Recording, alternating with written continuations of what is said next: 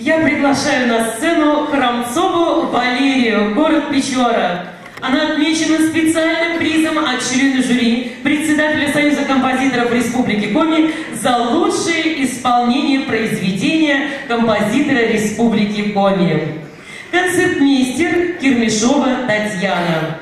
Яков Перепелица. Слова Виктора Кушманова. «Край ты мой рябиновый».